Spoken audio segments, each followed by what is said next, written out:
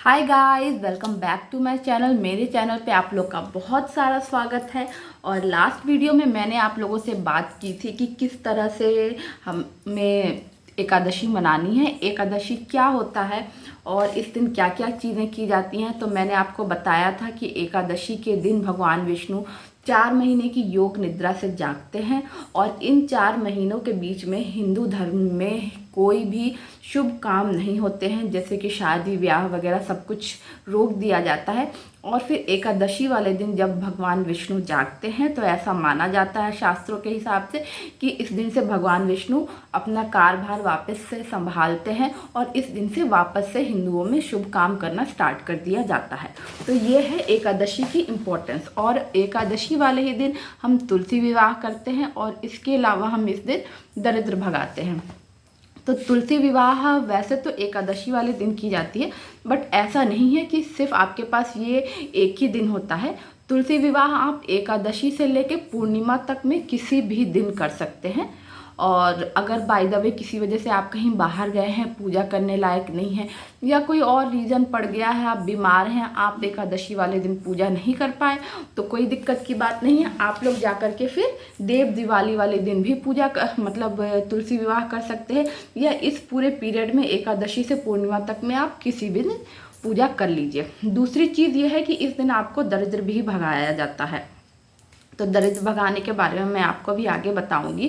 Last video में मैंने आपको बताया था कि तुलसी विवाह आप इस बार एकादशी वाले दिन मत करिएगा। उसका रीज़न ये है कि इस बार तुलसी एकादशी जो पड़ रही है वो मंगलवार को पड़ रही है।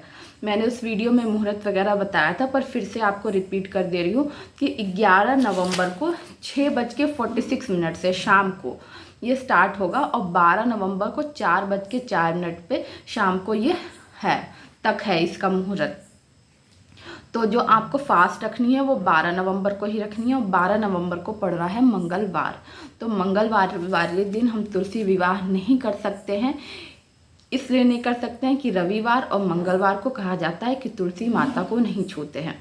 और जब आपको विवाह करना है तो तुलसी माता को छुए बिना आप विवाह कर पाइए, ऐसा संभव नहीं है। आपको कहीं ना कहीं वो टच हो ही जाएंगी। उनका श्रृंगार करना होता है, उनकी साफ़ सफाई करनी होती है, और चौक बना के उनको एक पर्टिकुलर प्लेस देना पड़ता है। तो ये सब करने में वो टच हो ही जाएगा। और चूँकि हमारे पास ऑप्शन है इसका, अगर ऑप्शन ना रहता तो फिर हम करते ही उस दिन, क्योंकि वार से बड़ा त्योहार होता है। ये मैं एक यूट्यूबर हैं ममताज़ वे, मैंने उनका सुना था, मुझे काफ़ी अच्छा लगी थी उनकी बात, मतलब उनके बताने का तरीका अच्छा लगा था। तो वार से बड़ा क्या होता है, त्योहार होता है। तो अगर हमारे पास ऑप्शन ना रहता तो हम लोग मंगलवार के ही दिन करते, पर चूँकि हमारे पास ऑप्शन है इसलिए हम मंगलवार को नहीं करेंगे, ये चीज़ अवॉइड करेंगे। और फिर उसके बाद से मैं बताऊंगी आपको कि एकादशी वाले दिन आपको करना है, दरिद्र भगाना है। तो दरिद्र, वैसे गाइस अगर आपको मेरी वीडियो अच्छी लगती है, मेरी दी हुई इन्फॉर्मेशन अच्छी लगती है, तो मेरे चैनल को ज़रूर से लाइक करिएगा और वीडियो को लाइक करिएगा और चैनल को सब्सक्राइब करिएगा, ताकि मेरे वीडियोस की नोटिफिकेशन आपके पास पहुंचते रहें। और मैं भी इनकरेज हूँ वीडियो बनाने में, मुझे भी अच्छा लगेगा जब आप लोग का प्यार मिलेगा। और कमेंट में आप लोग जय श्री विष्णु भगवान ज़रूर लिखिएगा, ताकि मुझे पता लगे कि आप लोग को वीडियो मेरी अच्छी लग रही है। ओके, तो आगे की बातें बताते हैं। मैं क्या बता रही थी, हाँ एकादशी वाले दिन, हाँ एक चीज़ और है कि अगर आप व्रत रख रहे हैं तो व्रत भी आप 12 नवंबर को ही फास्ट रखेंगे और 13 नवंबर को उसका सुबह 6 बजे के बाद आप पारण कर देंगे, ठीक है। तो व्रत आपका 12 नवंबर को होगा एकादशी का, और 13 नवंबर को उसका पारण होगा सुबह 6 बजे के बाद से, ठीक है। और अगर आप तुलसी विवाह करना चाहते हैं तो ऐसा ज़रूर नहीं है कि आप व्रत रख के ही तुलसी विवाह कर सकते हैं। अगर आपने व्रत नहीं रखा है तो भी आप तुलसी विवाह कर सकते हैं, और कुंवारी लड़कियां भी तुलसी विवाह कर सकती हैं, ये मैंने लास्ट वीडियो में भी बताया था। और अगर आपने अब तक तुलसी विवाह कभी नहीं किया है तो मेरी मानिए आप इसको इस बार ज़रूर करिएगा, क्योंकि तुलसी विवाह से ना आपको एक कन्यादान का पुण्य मिलता है कि आप कन्यादान जब करते हैं तो उससे आपको जो पुण्य मिलता है वही पुण्य आपको तुलसी विवाह से भी मिलता है। और ये इससे ना आपको अंदर से भी बहुत खुशी महसूस होगी जब आप करेंगे, और आप देखिएगा आपको सच में बहुत अच्छा लगेगा। और मेरे हिसाब से ये चीज़ें हमें करती रहनी चाहिए, क्योंकि ये हमारे रिचुअल्स हैं, हमारी संस्कृति का, हमारे धर्म का एक हिस्सा है। और अगर हम ही अब हमारी जनरेशन में हम इन चीज़ों को धीरे धीरे करना छोड़ देंगे तो हमारी आगे के जनरेशन तक ये चीज़ें नहीं पहुंचेंगी। तो इसलिए चाहे आप गृहिणी, अगर आप गृहिणी हैं तब तो आप ये चीज़ें ज़रूरी कर सकते हैं, हाउस मेकर हैं तो थोड़ा वक्त निकाल के।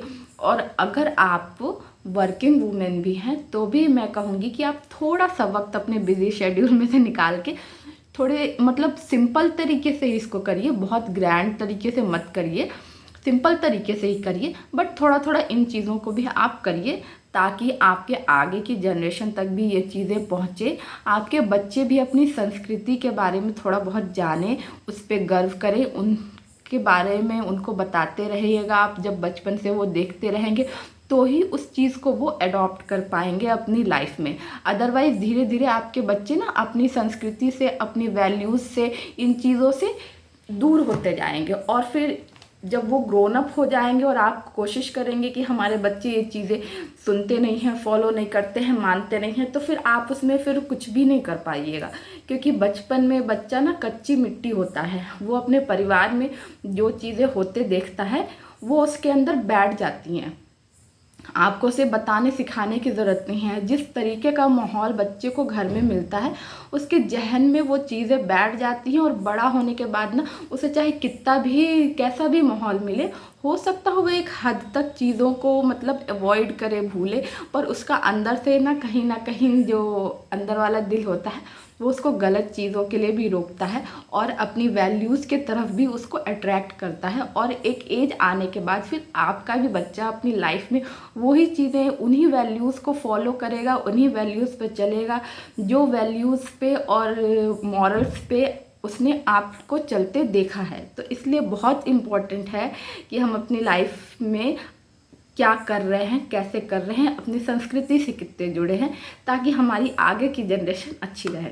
तो अब ये सारे टॉपिक पे मतलब मैं टॉपिक से थोड़ा सा हट गई थी। तो हमारा मेन टॉपिक जो था आज वो ये था कि एकादशी पे हम दरिद्र कैसे भगाएंगे और तुलसी विवाह कैसे करेंगे। तो तुलसी विवाह मेरे हिसाब से आपको अभी नहीं करनी चाहिए।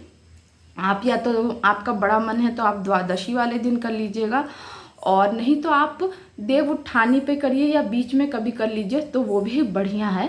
पर मैं आपको तुलसी विवाह के बारे में भी बताऊंगी। फिलहाल हम बात करते हैं कि आपको दरिद्र कैसे भगाना है। तो एकादशी का व्रत 12 नवंबर को आपको रखना है। तो 12 नवंबर की जो भोर मतलब रात होगी, रात को 4 बजे के करीब, और 13 नवंबर की आप भोर समझ लिए, 12 नवंबर की रात और 13 नवंबर की भोर में आपको सुबह 3-4 बजे के करीब दरिद्र भगाना है। और दरिद्र भगाने के लिए एक सेकेंड आप रुकिए, मैं आपको दिखाती हूँ कि किससे आपको दरिद्र भगाना है।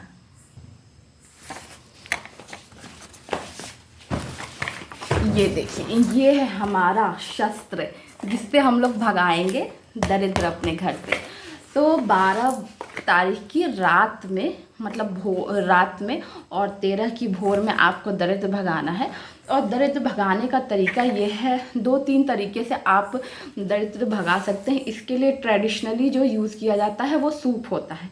सूप भी मेरे घर में है पर अभी मुझे थोड़ा सा दूर जाना पड़ेगा, इसलिए मैं उसको ले नहीं आई। सूप से एक तो भगाते हैं, ऐसा अगर आपके पास बेना हो, जिसको बेना पंखा कहते हैं, इससे भगा सकते हैं। और फिर और आपके पास कुछ नहीं हो तो लास्ट ऑप्शन आपके पास थाली भी है, स्टील की थाली से भी आप दरिद्र भगा सकते हैं।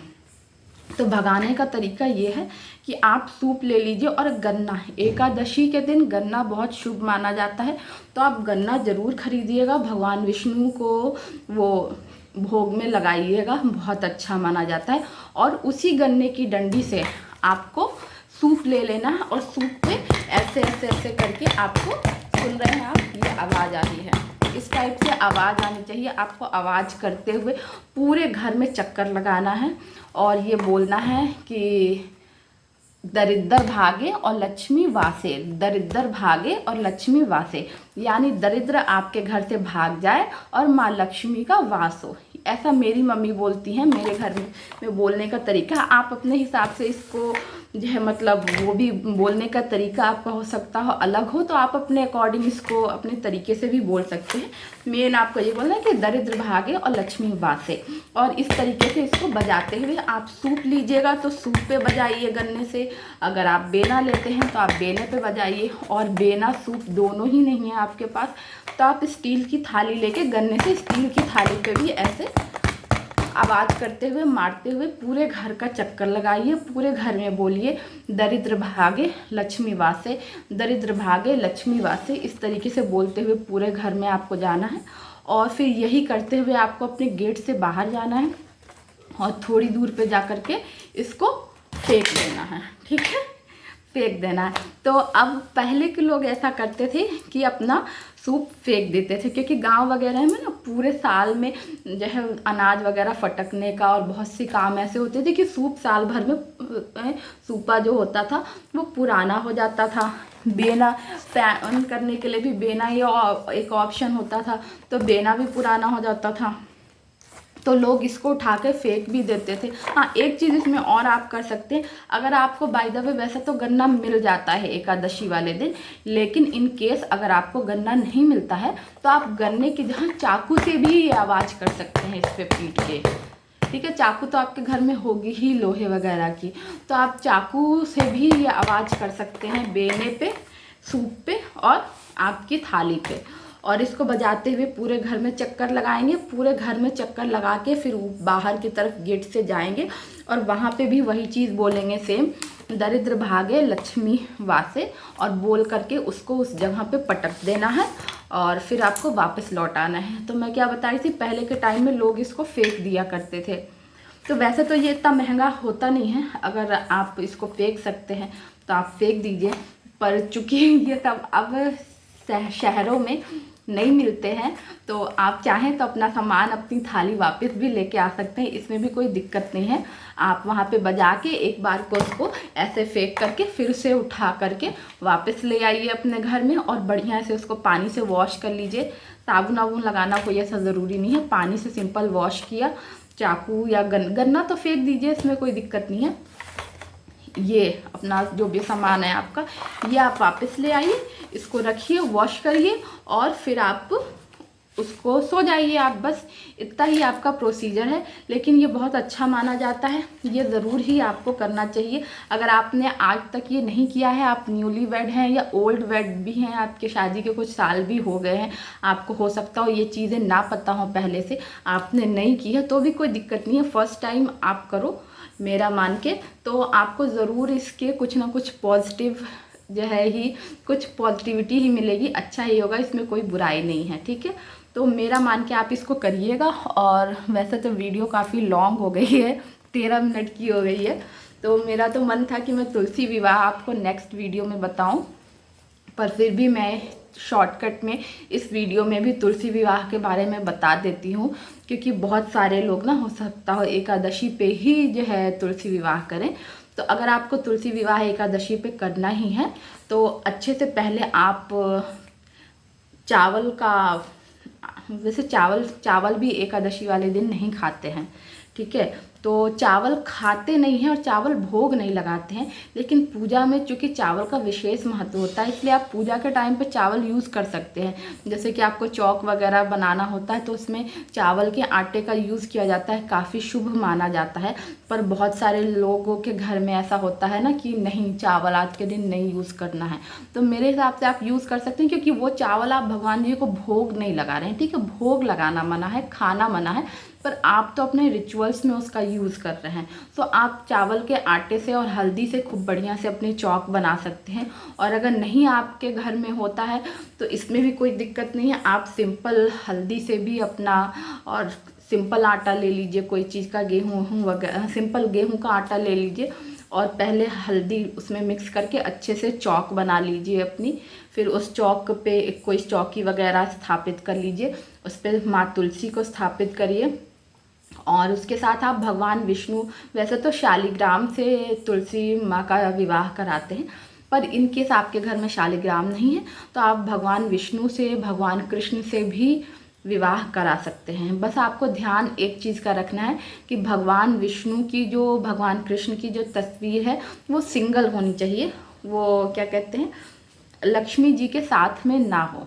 चाहे आपकी मूर्ति हो, चाहे तस्वीर हो, वो सिंगल भगवान विष्णु की हो या फिर शालिग्राम हो, तो आप उसको भी वहाँ स्थापित कर सकते हैं।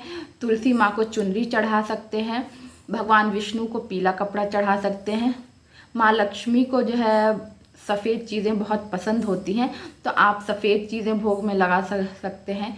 और भगवान विष्णु के को पीली चीज़ें चढ़ा सकते हैं, खाने की भी और कपड़े वगैरह में भी। तुलसी माता को पूरा श्रृंगार का सामान आप चढ़ा सकती हैं।